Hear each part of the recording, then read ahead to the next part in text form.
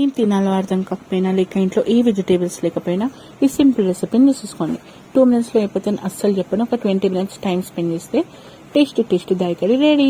ఒక గిన్నెలో బేసన్ యాడ్ చేసుకొని అందులో ఉప్పు, కారం, గరం మసాలా, సోడా యాడ్ చేసుకోండి. Onions optional. ఆ మిక్చర్తో స్టవ్ పైన వేడి ఆయిల్లో బజ్జీలు వేసేసుకోండి.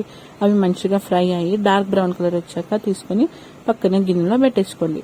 ఆ తర్వాత స్టవ్ పైన ఒక లోతుగా ఉన్న గిన్నె పెట్టుకొని అందులో ఆయిల్ యాడ్ చేసుకోండి. ఆయిల్ బాగా హీట్ ఎక్కాక అందులో ఆవాలు, జీలకర్ర, ఆనియన్స్, పచ్చిమిర్చి, ఆ తర్వాత కరివేపాకు వేసుకొని దాన్ని మంచిగా మిక్స్ చేసుకోండి. అందులో చిటికెడు పసుపు, తగినంత salt and 2 spoons of besan add చేసుకుని దాన్ని మంచిగా ఫ్రై చేయండి. పక్కనే అలాగే మిక్సర్ గ్రైండర్లో కర్డ్ వేసుకొని మంచిగా బ్లెండ్ చేసేసుకోండి.